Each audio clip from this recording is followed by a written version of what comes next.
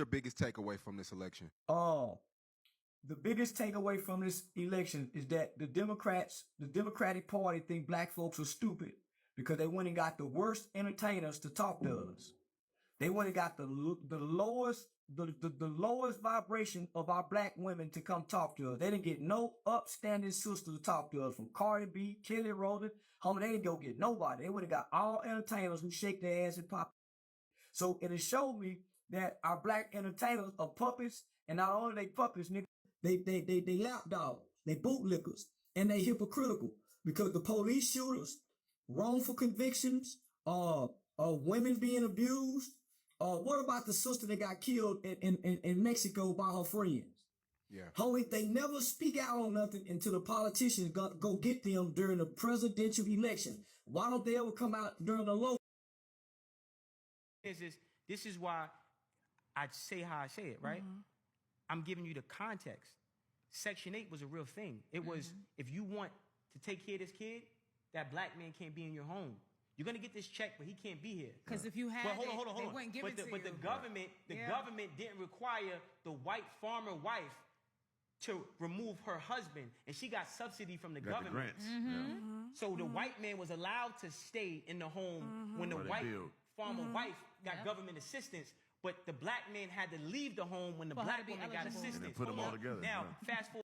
Y'all know it's so crazy. It's so many eye-opening things to this election. It's actually quite eye-opening to witness. I'm not gonna lie. Like this election was just an election for some people, but for me, it was very eye-opening in different aspects. But one of the things that was very eye-opening is I've never, ever seen black women have this much grace for a woman that ain't even black, that for an actual black woman. I've never seen black women have this much patience. Kamala went 40 days without her even doing a single interview, without even telling black people what she was going to do for them. 40 days. Let an actual black woman not be leaving her man fast enough for black women, and that woman is being dragged. Let that black woman be your friend and she ain't leaving her man fast enough. You're pissed. Y'all don't have enough grace for y'all friends. If you would have went to the family cookout and your cousin would have told you that she washed her collard greens in the tub because it was too many of y'all there, y'all would have put hands on y'all cousin if y'all would have ate them greens knowing they were washed in the tub with feet fungus and booty juice. But that made y'all feel good. Y'all let that slide. Black women let that slide for this lady who was cosplaying as black. Black women got together and raised money they don't have for a politician that's been around for the last 4 years and forgot y'all existed. And y'all forgot she existed. Raised money for this lady. But let your friend would have asked you for a couple dollars to pay a bill. Soon as you got mad, guess what? You blasted that friend on Facebook calling her broke because she ain't had the money to pay her bills. Black women ain't never had this much grace, never had this much compassion. Black women sit on this app and drag other black women all day long because they don't agree with their opinion. The way black women have gotten so nasty and so mean because somebody don't agree with their opinion that they wish death on black men. Evil. That crap is evil to me. But to wish death on a black man because they not going along with what y'all want them to go along with. At the end of the day, a black woman could get on here and post a video with a old rich white man like Trump, and black women will love it. Those videos go viral all day, every day. Black women love choosing white men. But then a black man chooses a white man, and it's a problem. If Trump was paying bills and sponsoring vacations, y'all would love him. The same black women would love him. To wish death upon your black brothers and black sisters because they don't agree with your opinion, because this lady who's literally been around and everybody don't want to be delusional with y'all, that's insane to me. To make it seem like this gender war just started when it's been a problem with black men and black women in the black community for decades. to act like it's going to be black men's fault because this lady lost when her campaign was just trash. It was trash from start to finish. Not everybody want to abort their kids. Because that's the only right y'all was fighting for. Can't nobody name me another right. Which is why I'm just so astonished as to why we're crying on here. Can't nobody name me one right as a woman that is being taken. We're grown. We all know how babies are made. Babies are not just falling out the sky. We can go with the hypotheticals, but the reality is that 90% of these abortions are because people are using abortions as birth control. The reason why a lot of these women feel like Kamala represent them, because how can somebody you don't know represent you? Y'all don't know 10 facts about this lady. The 5 facts that y'all did know all turned out to be lies. So y'all don't know 10 facts about this lady. You saying she represents you. That spirit represents you. That lying, using, manipulating, gaslighting, being a narcissist, spirit represents you. Doing whatever you got to do to get what you want represents you. Saying whatever you got to say to get what you want represents you. That's the reality. Because when you get on here, every other video is use him, lie to him, manipulate him.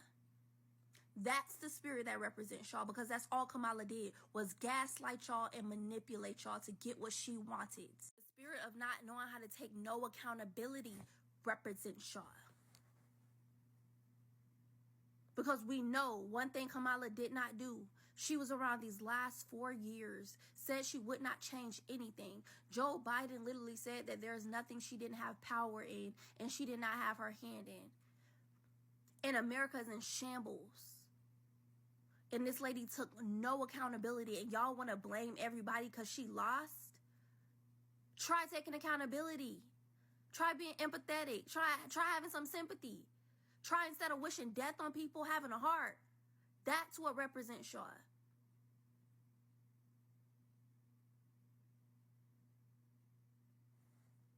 Like I said, I ain't never seen black women ever have this much grace, this much patience, this much compassion.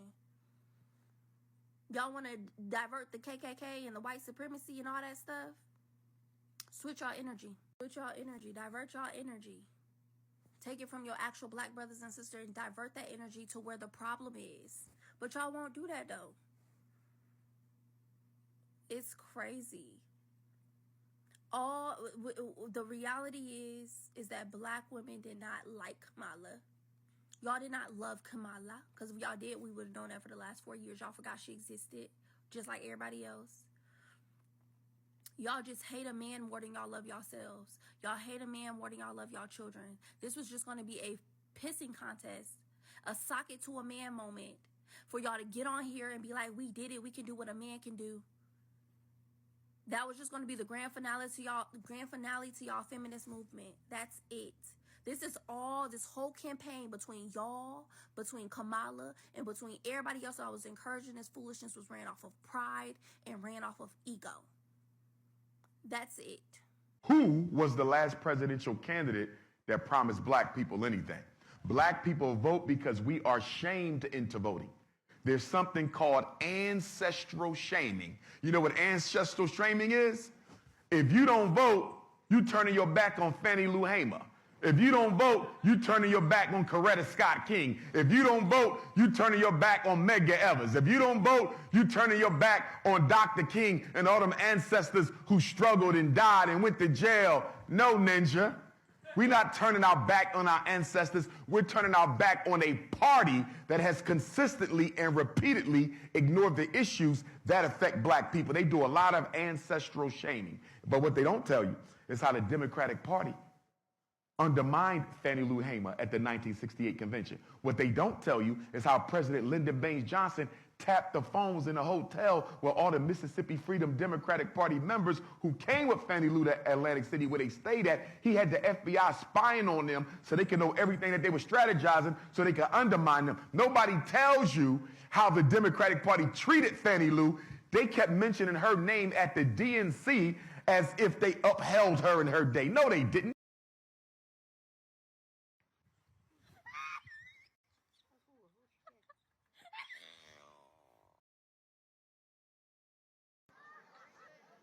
She's a train wreck who is totally unqualified to be the President of the United States of America. There are some people who thrive under pressure, and there are some people who crack under pressure. She's a cracker.